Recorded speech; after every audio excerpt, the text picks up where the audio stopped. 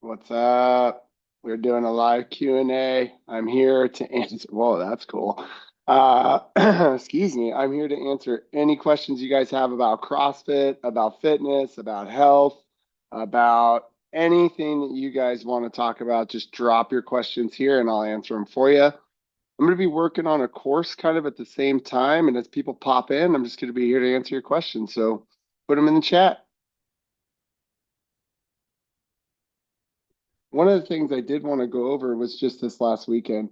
I was in Milpitas at CrossFit Milpitas with Hollis Malloy and Patrick Barber doing a level two. We had 20 participants, and oh my gosh, I feel like I say it every time. It's like, that was such a great weekend.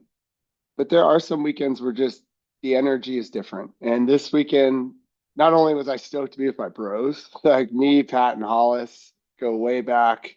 We're all from the Northern California area. We get along really well. We mesh really well together too. Our energies work well with each other and they don't overwhelm one another. But when you get that combined with some amazing participants, and what I mean by amazing is that they have questions, they are intuitive, they are active listeners and active seers. Their eyes aren't wandering around the room and looking at other groups. They're here with you. Man, was that present this weekend for sure. And I had a conversation with a couple of the participants about how to keep your fire going as a coach or as a trainer, which there is a difference in CrossFit. Um, I'm lucky being on seminar staff, getting to travel around the country, getting to travel a couple times around the world, and teaching CrossFit to people who really want to hear it, to people that are paying money to listen to what you have to say. And I understand how lucky I am to get to do that because it fires me up every time I do a level two, every time I do a level one, anytime I do a workshop, anytime I do something with the Coaches Academy, which is what this Q&A is for. So if you guys have any questions about coaching or being an athlete or nutrition, drop them here. But I'm just kind of covering this last weekend and how awesome it was. It lights my fire again. And when I get back in the gym, I get to give that energy and passion back to my crew at the gym. And I know that that's not normal for most coaches. So we had this conversation of how do you keep the fire going? How do you keep the passion alive when you're working 15, 20 classes a week? You're just grinding in and out, and it can become a grind. And my response to them was, to do less better. I think that we have a tendency as coaches to want to do more in order to feel like we are providing a value to our members at the gym. But unfortunately, by doing more, we take away from the value that we can provide when we focus on one or two things, which is not very CrossFit of me to say, right? We're supposed to be jacks of all trades, able to do everything. And I think that we should be able to do that as coaches, but maybe not as business owners or as, gym managers or whatever it is that that coach is in their gym ecosystem. But regardless, an understanding of your craft at a level that makes you have such confidence in what you say and what you speak, which is what I've been able to gain over the last 11 years being on seminar staff and traveling around the country and the world teaching these seminars, is that every time I preach and I speak these words, they are life affirming for me. They are confirming my credibility to not only myself as I say these things to our community, but to the seminar staff who is saying, yes, good job, and saying the things that we want you to say, and hey, that's not what you're supposed to say. And the community in being able to go, hey, we want the best. And when you provide the best, we'll let you know. When you don't provide the best, we'll let you know, which is how we've made the level 1 and the level 2 so much better over so many years. I had a comment this weekend from one of the participants that they were so nervous going into this weekend. And that makes total sense at a level 2. You're there to get feedback on your coaching. And when you're there to get feedback on your coaching, it's really intimidating. It's intimidating to have feedback on your coaching because if you've never had feedback on your coaching, you're nervous that maybe everything you've been saying has been wrong, or everything that you've been doing has been wrong. And now what are you going to do? But when you go to a seminar, when you go to a workshop, when you go to any sort of a silo that has a group of individuals in there that are doing it the right way, really trying their best to go outside their comfort zones, and are doing the things necessary to reap the rewards that they're looking for as a coach, it fires you up. You leave that seminar, you leave that workshop with a passion because you know that what you're going to say, now you know that what you're going to do inside of those four walls of the gym is right. It's what CrossFit, it's what science says we should be doing at this moment. And now you have credibility behind what you're asking people to do. So the idea behind, and hi guys who are joining me, I'm also doing this on a Zoom call too for some of my members on the Coaches Academy. So you guys are joining me on the Coaches Academy, please drop your guys' questions here in the chat box, and I'll go ahead and answer them for you whenever you guys have them. But I'm just going over this last weekend's level 2 and how amazing it was, and hopefully some tips on how you guys can stay encouraged as coaches and stay fired up as coaches. And we're discussing the importance of education. I have a thing called the Coaches Academy, and the Coaches Academy is a self-paced 5-part module on a program called School that you focus on the basics and you go back to being a white belt as a coach and you start to dust off the old CrossFit level 1 manual in a sense. And it's humble beginnings for sure, but it's my humble attempt at giving something back to this community that's given me so much. And what I mean by this community is giving me so much is I literally say this every time at a level 1, at a level 2, or even at my gym when my members or somebody says, thank you so much, such an amazing weekend, or thank you for the class, or whatever it is. I go back at them and I say, thank you for giving me a career. Thank you for giving me a job. Thank you, I feel like I'm going to cry, for providing food on my table for my family. Because it's you guys right now that are checking in on this live. It's you guys right here that are on this Zoom call with me from my Coaches Academy that are the ones that are willing to, and not that you're not on this call like you have a job or something like that, doesn't mean you don't want to be, but you're willing to put in the work that is necessary to keep this community and to keep my job, my career alive. So thank you, thank you, thank you, thank you. Back to the idea of what makes a good coach. So a lot of the participants we had this weekend were asking, the question of like, how do I see this fault, or how do I become a bigger personality in the gym, or how do I get so and so to listen to me when I ask them to take weight off the bar, for example? And my response is kind of the same. It's that you got to get credibility. If you don't have credibility behind your name, who you are as a coach, nobody is gonna, not nobody. There's nice people out there that will listen to you and okay, here you go, sweetie. Yeah, I'll do what you're asking. But most people, what's up, DJ?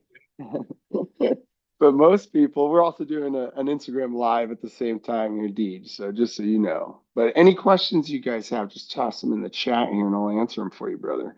Um, Forgot where I was going with that. But anyways, DJ's just handsome face came on my Zoom call here and I got all distracted because he's got this beautiful mustache. We're talking to one of the best affiliate owners in the whole wide world over here.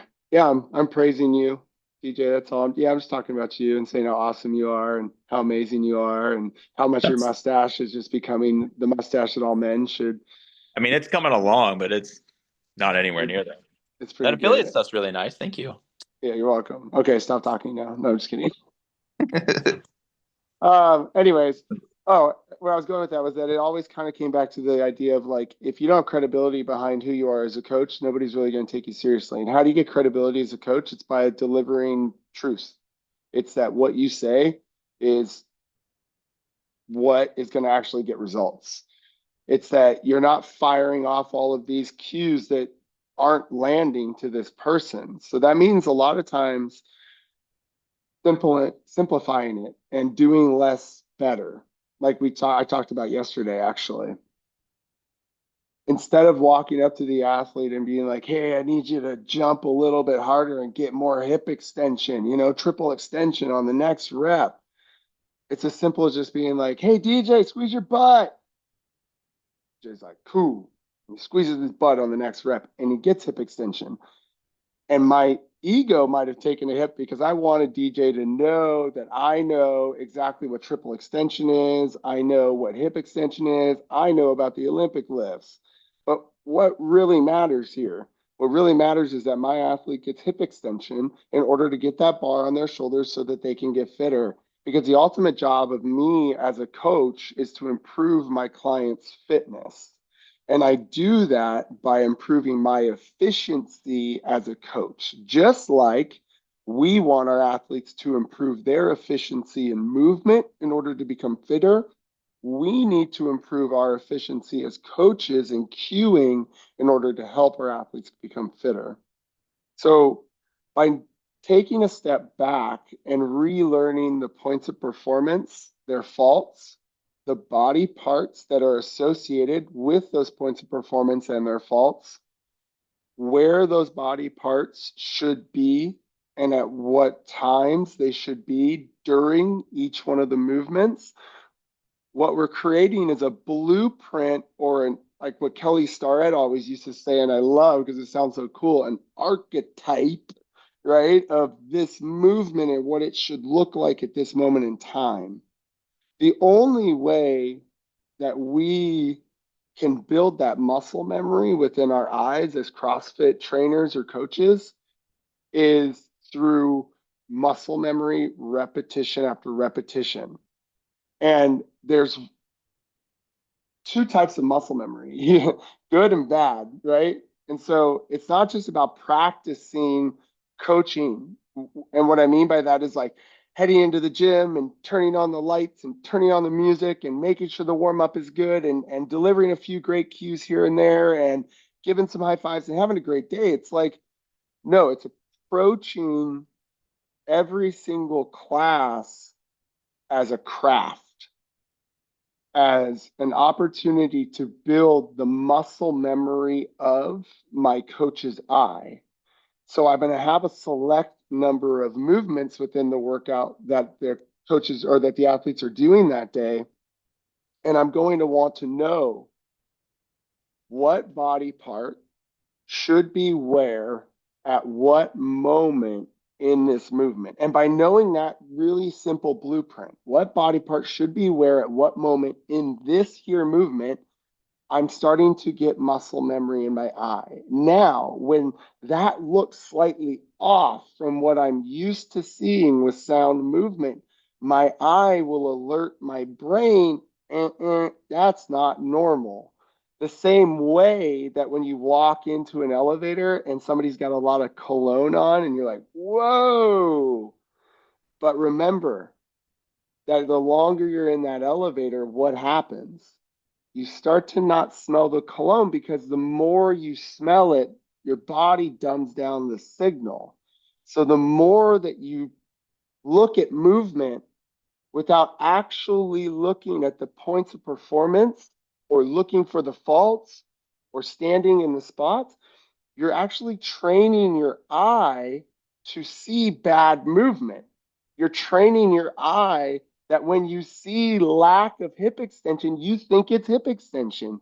Your body thinks it is truly hip extension because that is what is you have trained it to think. So how do we combat that?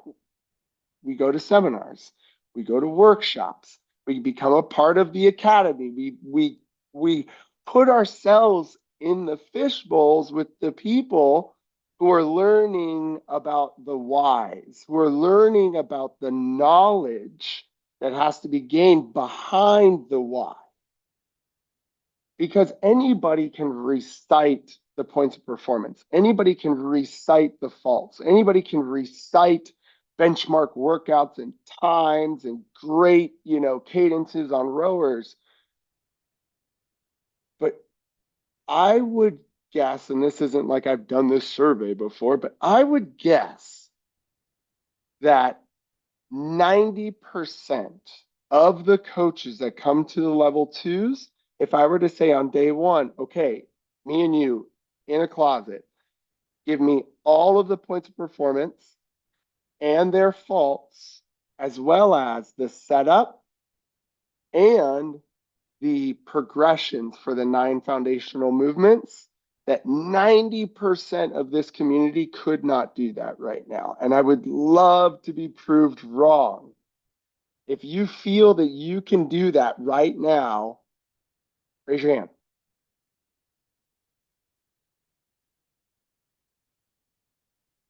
Cool. And there's like not many people on here right now. It's not like I'm super popular. And it's like, oh my God, there's thousands of people who aren't raising their hands. I get it. What I'm saying is that us, even as coaches that are on here right now on a 10 a.m. on a freaking Monday to do this thing, are going, oh shit, yeah, you know what? I don't freaking know the 1-2 sumo deadlift high pull. What is that progression?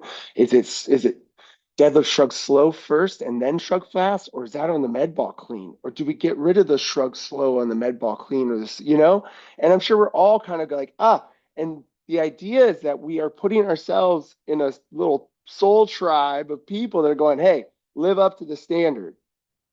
That's it. And let's do that together. Let's create a system. Let's check in with each other. Let's get on Instagram Lives. Let's join some Zooms. Let's join the academy. Let's be a part of a group of people that are just going to hold us accountable to or remind us even when we get just so busy that life just kind of like takes us off to the side. And then all of a sudden it's been 5 years and we haven't looked at our level 1 manual and we're getting the email saying it's time to renew or go to your level. And you're going, oh, shit. Oh, man. That was a fast 5 years. I mean, I've been there. And again, like, I'm just so lucky and blessed that I get to do level 1s and I'm forced to review this stuff on the regular. I'm forced because it's my job. I can't show up and not know this stuff. But if you're an affiliate owner, it's kind of your job too. If you're a full-time coach, it's kind of your job too, And I understand if you're a part-time coach, which just kills me when people say this. I had a coach tell me one time when I was trying to get him to understand the importance of learning these things. And he just kind of looked at me and almost like it was a hard moment for me because he was younger than I was. And I almost looked at him like a son, kind of, And in this moment, he looked at me like his son. And he put his hand on my shoulder and he went, this is just a part-time gig, bro. And I went, oh God, somebody kill me, because I get it. I get it.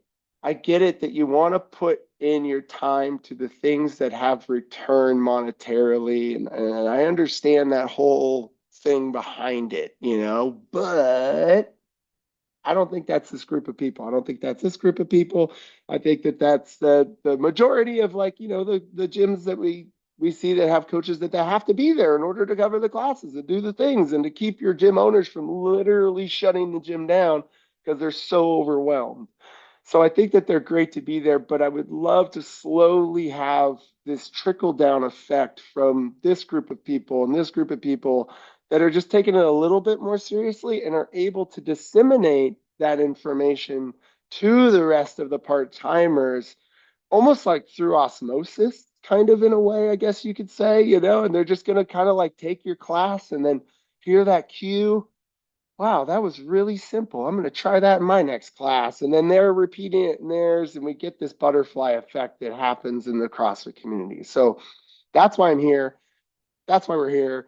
That's why we're doing the thing. That's why we're answering the questions, is because this is my life. This is what I do. I am a CrossFit.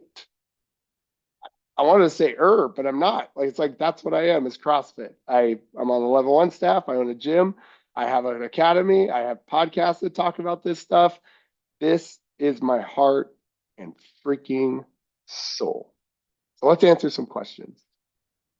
First question I got: balance of having knowledge versus sharing the knowledge and not have it be info overload. Yes, absolutely. I love this question. So what I'm hearing is, I want to deliver this cue to this person.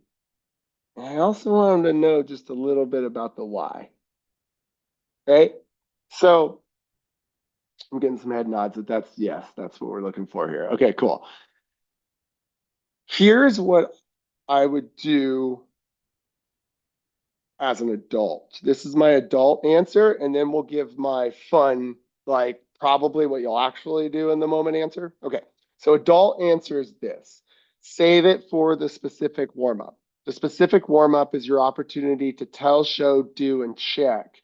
During the tell portion, what you can do is tell them what they're going to do, show them what they're going to do. Then when you go back to have them do the thing, when they're going to do the thing, which is keeping the heels down, let's say, you could add a little bit of, if you screw your heels into the ground like this, you'll get a little external torque, which will help you engage your glutes a little more and keep your weight in the heel still. So you're still always bringing it back to the main point of performance, which is like, hey, get your weight in your heels, but you're adding a little spice.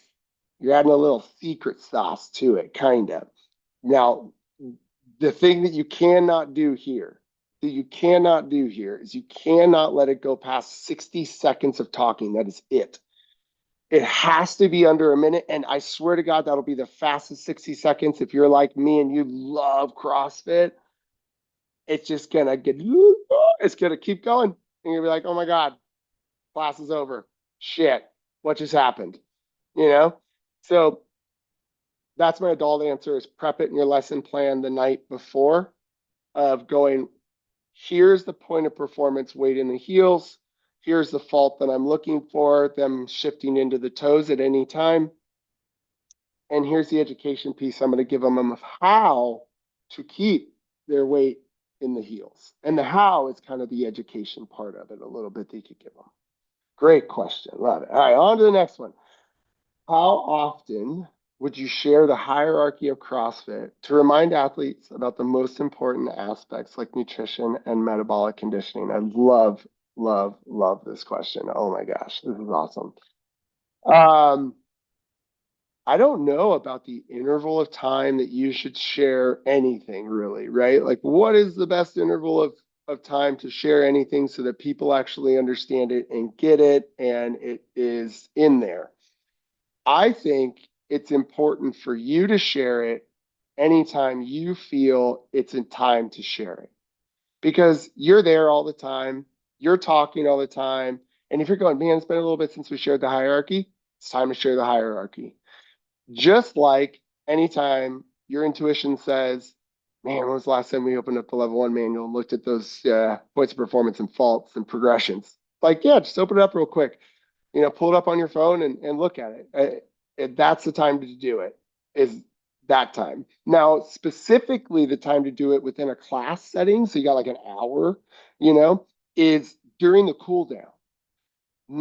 I don't like to do it at the whiteboard point. And this isn't me telling you guys what you should or should not do. This is just me sharing my experiences and hopefully you can learn from them. Is that when you share it during the whiteboard, it's easy to kind of let it get away from you and you start talking and people just standing and nobody's moving. And the whole point of the class, they're there to get fit. So what I like to do is to make sure I do such a good plan with my lesson planning that I have a minimum of 10 minutes at the end of the class to be able to have time to put the equipment away, wipe it down, get scores on the scoreboard, and then sit in a circle and stretch. And while we're sitting in a circle and looking at each other and stretching for like 2 minutes, I go over the hierarchy of an athlete at the whiteboard real quick. This is when they're going to have the most dopamine in their brain. They're going to feel the best. They just went through an awesome experience with everybody. You're going to bring in this educational piece now, and it's going to really tie in that experience that they just had for 60 minutes with you. So I really encourage you to not only, anytime you feel about sharing something nutrition wise, sleep wise, exercise wise, movement wise, and you're like, is now the time? Yeah, do it. And do it at nauseum, because I guarantee you the first 3 times that you guys said it, they didn't hear it, So it's like you might as well say it again. And then do it during the cool down. That'll force you, number one, to focus on making a lesson plan so you do have a cool down, which is something I see and we see in CrossFit that a lot of CrossFit gyms don't do. And we really encourage you guys to do, because if you think about what we really are, is that we're really recovery coaches. Like our jobs are really to make sure that our athletes are in a position to put forth the intensity that we are asking them to do that day. And if they're not, our job is to modify the intensity in some way so that they can still get the most benefit and recover to be able to do the most intensity the next time they come in. So our jobs are to make sure they're recovering. And without a cool down at the end, it's a lot harder for them to recover. It's a lot harder for them to get back to homeostasis, get their body out of fight and flight. And I also love the idea of adding the educational piece there, because I think it helps pull their bodies out of fight and flight. They're going to be focused on you speaking and not on the workout or what just happened, to kind of pull their attention in a different way. So love that question. And if I didn't answer that, please just let me know. Also, if you guys are joining me on the Instagram Live, we're talking about coaching. As a CrossFit coach or any other type of coach, put your questions in here and I'll answer them for you. I'm on here for, it's already been 30 minutes. It's supposed to be over. Well, let's go another 5 minutes. That's what we'll do. All right, guys. Another question we got. How often do you change cues when coaching the same movement every week? Oh, great question. I got my bangers, obviously. We all know we got our bangers. Close the car door with the butt. Don't drop the groceries. You know what I'm saying? Prison defense, deny that transaction. I get weird, but I like it. My members are cool with it. But in all honesty, it's not about having multiple verbal cues. It's about having a verbal cue, a visual cue, and a tactile cue for that one fault. And if you have a fault of knees caving in, for example, and you could say, knees out, there's one. You could say, you look like this. I want you to look like this. There's two. And then you could go over and say, hey, don't touch my hand on the next one, or reach for my hand on the next one. Now you have 4 cues, because you said either don't or reach for, so you could do either or. And that's the key behind tactile cues too, you guys, is just, it's either, hey, reach for this or stay away from this. And if the reach for this doesn't work, then try the opposite, stay away from. And most of the time, one of those two will work a lot better than the other one. Why? I don't know. Left brain, right brain, men, women, Venus, Mars, who knows? I don't know. Anyways, but I think that it should be less about needing to have a new, unique, awesome cue, then it needs to be more about delivering the cue in the moment that's going to help this person get better. And most of the time, it is the same thing over and over again, but just done in a different tone, a different pacing, a different look. Because it's not just, if you guys have ever done any like public speaking courses or anything like that, we had this in the military thing called Toastmasters that you did or were encouraged to do. And they taught you like it's not just about what you say, it's how you say it. It's your mannerisms, your hand gestures, the way you hold yourself, the pacing, all of that stuff. As you start to get to know your athletes better, you'll start to speak to them in different tones. You'll start to look at them in different ways. You'll stand with them in different ways, or at least I hope that you will, because you're creating an environment that they feel really comfortable in. And while I don't want you guys to be chameleons, I don't want you to feel like you have to be something different and have this kind of transactional relationship with people. That's not what I'm saying. What I'm saying is that you are coaching in a way that they can get better. I felt like Barack Obama right there. You are coaching in a way that they could get better. That was more like Bill Clinton. Anyways, as long as they're getting better, you're really happy about it. Now, if it's not getting better, so to follow up with that question, now it's time to re-up those cues. So if you try verbal, visual, tactile, and that thing doesn't get better, you grab the member after class, you go off to the side, you work for 5 minutes, not getting better. Oh, shoot, my communication is lacking. I'm having a hard time either distilling the knowledge that I have up here in my brain down into a selective number of cues that this athlete can actually understand to do the thing I'm asking, or and which is kind of tough to hear sometimes, but also who cares? Just go do it. Don't have the knowledge yet. And shoot, there's actually a missing piece here that I don't see yet, and I need to reach out. And that's the whole point of this. You're creating a group. If you guys go and look through all these people who have been on this Instagram Live, the people are on this Zoom link right now, we're all creating a group that we can, or resources that we could go to be like, dude, I don't know what's going on and why this person is having trouble driving through their heels when they extend their knees and their hips. They're getting into their toes too fast. And you'll have a plethora of knowledge to pull from. I mean, the internet's there for you too, but a lot of times that makes things worse. So it's more about finding a curated group of people that don't live in a silo. And I think that's kind of what we have here, is that we're getting a group of coaches together that are willing to take all of the information in and willing to listen to all of the perspectives in an open and honest way, because all we care about are actual objective results. And what is that for us as CrossFit trainers or CrossFit coaches? It's that our members' body fat percentages are going down, lean muscle mass is going up, triglyceride levels are coming down, cholesterol levels are getting better, A1C levels are getting better, their deadlift is going up, their mile time is coming down, and they have a rope climb. But the cool thing is that as trainers and coaches, you don't have to focus on triglycerides. You don't have to focus on A1C levels. You don't have to focus on any of that stuff. You need to get them a deadlift. You need to get them a rope climb. You need to give them a sub-7 mile. How do you get them those things?